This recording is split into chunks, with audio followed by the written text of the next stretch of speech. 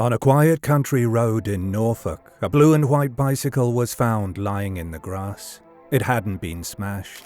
It hadn't been dragged. It simply rested there as if its rider had stepped away for a moment and planned to return. But she never did. The girl who rode that bicycle was April Fabb, 13 years old. She had left her home in the small hamlet of Metten on the afternoon of April 8, 1969, heading for her sister's house just a couple of miles away. It was a familiar route, a short journey, the kind of trip no one would think twice about. Within minutes, she vanished. What followed was one of the most extensive searches Norfolk had ever seen. Hundreds of homes were visited, fields, lanes, wells, and waterways were combed. Statements were taken, theories were debated, suspects were scrutinized. And yet, despite decades of investigation, there has never been a body, a crime scene, or a definitive answer. Just a bicycle, just a moment frozen in time. April Fabb did not leave a note. She did not ask for help. She did not run away. Whatever happened to her occurred quickly, quietly, and without witnesses willing or able to speak. And because of that, her disappearance has become one of Britain's most haunting unsolved cases. Not because of what we know, but because of how little we do. Welcome to Bad Things. Join us as we examine the disappearance of April Fabb and ask the question investigators, family members, and an entire community have lived with for more than half a century. What most likely happened? On Tuesday, April 8, 1969, the Easter school holidays were underway in North Norfolk. The morning passed without incident at the Fabb family cottage in the hamlet of Metten, a small rural community surrounded by fields, hedgerows, and narrow lanes. April Fabb, the youngest of three daughters, spent the early part of the day at home with her mother, Olive Fabb. By all accounts, her mood was light and untroubled. There were no arguments, no unusual behavior, nothing to suggest the day would end any differently from countless others before it. At approximately 1:40 p.m., April left the cottage on her blue and white bicycle. Her destination was the nearby village of Roughton, roughly 2 miles away, where her older sister lived. April had a specific purpose for the trip. She was delivering a birthday present for her brother-in-law.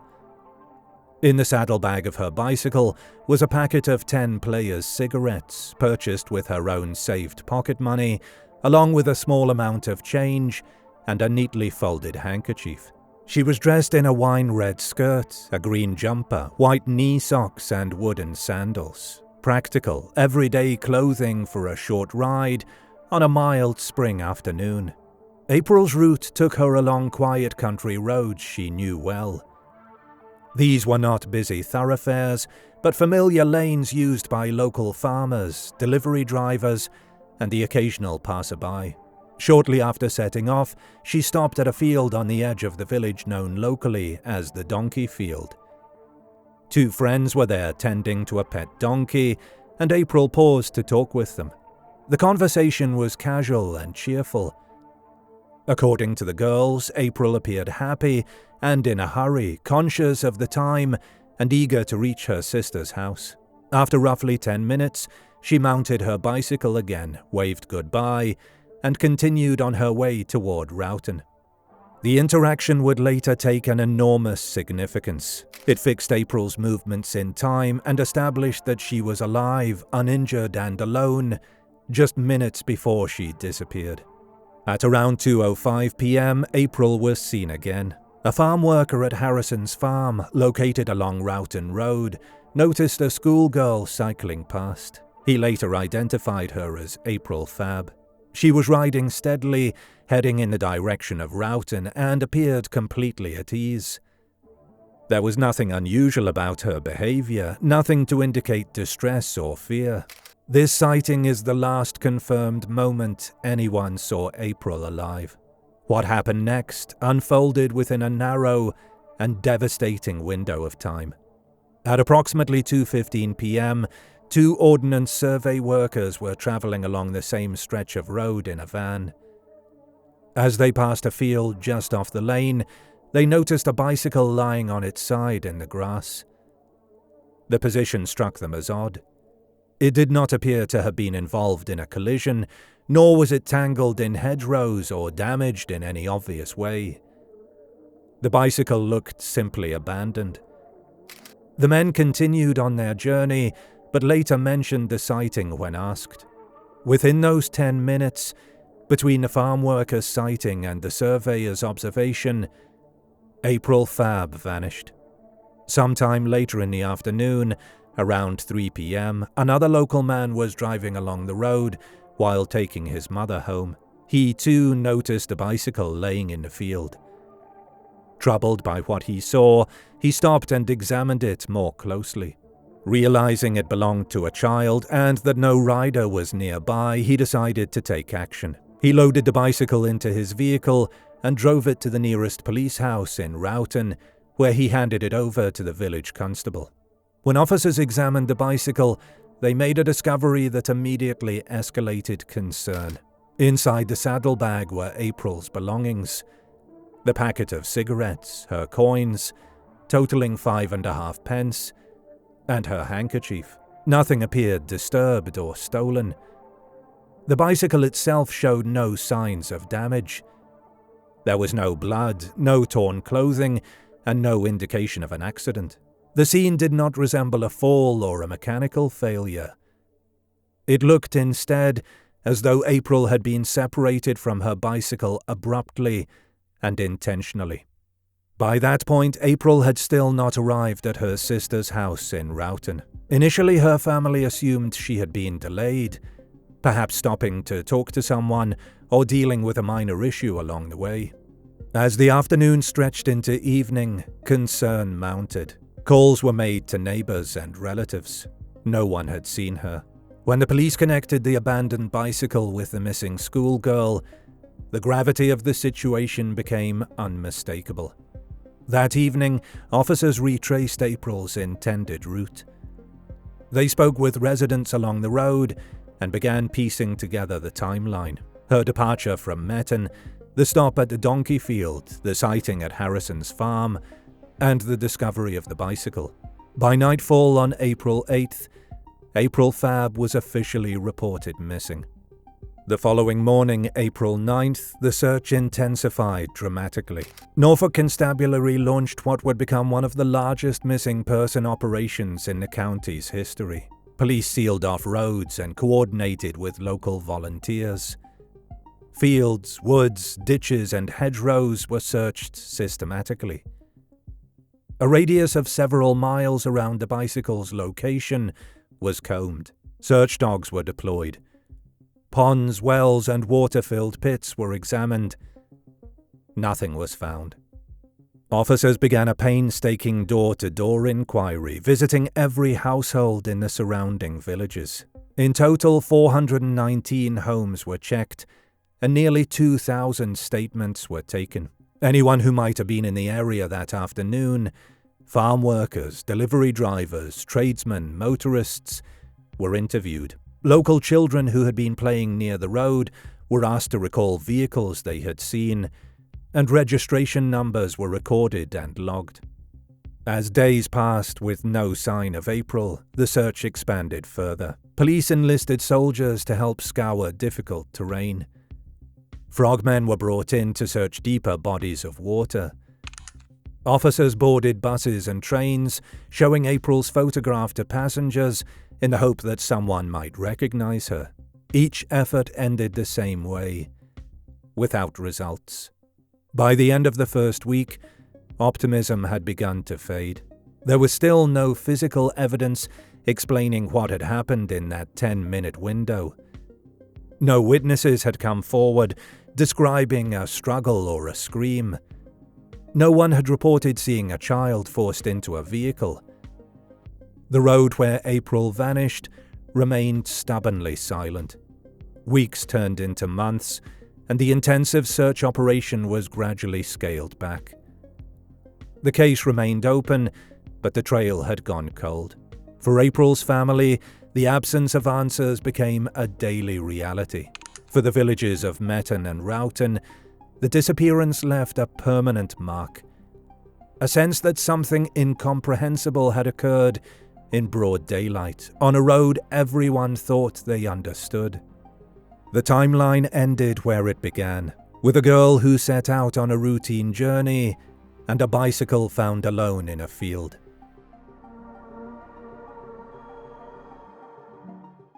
With no witnesses, no forensic evidence, and no recovery of a body, the disappearance of April Fabb invited speculation almost immediately. Investigators were forced to consider every explanation that could plausibly account for one simple fact. A 13-year-old girl vanished in broad daylight within a matter of minutes, leaving her bicycle and belongings behind. Over time, those explanations narrowed into a small number of distinct theories. Some ruled out early, others lingering for decades. Non-criminal explanations. Accident or voluntary disappearance. In the earliest phase of the investigation, police examined whether April's disappearance could have been the result of misadventure rather than crime. The idea was straightforward. She might have fallen from her bicycle, been injured, or become disoriented and wandered away from the road. In 1969, such scenarios were not uncommon in rural areas, and they were treated seriously. The physical evidence worked against this explanation almost immediately. April's bicycle showed no sign of collision or mechanical failure. It had not been damaged, crushed, or twisted in a way that suggested a fall at speed. It was not lodged in a ditch or hidden by vegetation, but lying openly in a field. Extensive searches of the surrounding countryside, including ditches, hedgerows, ponds, wells, and enclosed structures, produced no injured child and no trace of blood or clothing. If April had been hurt badly enough to lose her bearings, it is unlikely she could have traveled far without being found. Closely related was the suggestion that April may have left voluntarily. Police considered whether she had chosen to run away, either impulsively or with some prior intention. That theory, too, collapsed under scrutiny. April had made plans for the afternoon, carried a gift she had carefully purchased, and left behind her money and personal items. She had expressed no unhappiness at home and no desire to leave. Over time, the absence of sightings elsewhere in the country further undermined the idea. By the end of the initial investigation, police had formally ruled out accident and voluntary disappearance. The conclusion was stark but unavoidable. April Fabb did not leave that road on her own. A single opportunistic abductor, local or unknown. Once non-criminal explanations were dismissed, investigators turned to a single broad theory that could account for the speed and silence of April's disappearance. An opportunistic abduction by one individual, acting alone. Whether that person was local or a passing stranger became less important than the shared characteristics of the act itself. The offender would have needed only a few moments, enough to stop a bicycle, overpower a child, and remove her from the scene. A vehicle would explain how April could be taken beyond the search area before anyone realized she was missing. Supporters of this theory pointed to the narrow 10-minute window in which April vanished. The road was quiet but not remote, suggesting an offender who either understood when it would be empty or acted decisively and without hesitation. The untouched saddlebag reinforced the idea that robbery was not the motive. The intent was focused solely on the child. Within this framework, two variations were often discussed, but ultimately overlapped. One imagined a passing motorist, perhaps a tourist or traveler, who happened upon April by chance. The other envisioned a local individual familiar with the area, someone who knew where and when to act without being seen. Investigators have acknowledged that these possibilities are not mutually exclusive. A local person could still be unknown to April, and an outsider could still blend in temporarily. What made this theory endure was not evidence, but fit. It required no extended planning, no accomplices, and no prior connection to the victim. It explained the absence of witnesses and the failure of searches. It also explained why, despite thousands of statements and decades of inquiry, no suspect ever emerged clearly enough to charge. A traveling serial offender. As the years passed and no local suspect was identified, attention shifted toward known serial offenders whose crimes bore resemblance to April's disappearance. The case began to be compared with other unsolved child abductions, most notably that of Jeanette Tate, who vanished in Devon in 1978 under similar circumstances. The name most frequently raised was Robert Black, a convicted child killer whose later crimes involved abducting young girls from roadsides. Black was questioned about April Fabb, but refused to cooperate. His silence, combined with similarities in method, made him a compelling suspect in a public imagination. However, police investigations failed to place Black in Norfolk in 1969, and his confirmed offences occurred years later. Norfolk Constabulary has since stated that a link between Black and April has been ruled out. Another figure considered was Peter Tobin, who travelled extensively and spent holiday weekends in Norfolk, including around Easter 1969. Operation Anagram identified him as a potential suspect in multiple cold cases. Yet, as with Black, no evidence tied Tobin directly to April's disappearance, and no confession was ever made. These serial offender theories carried emotional weight, but they relied heavily on circumstantial overlap rather than concrete proof. Over time, they remained possibilities, not conclusions.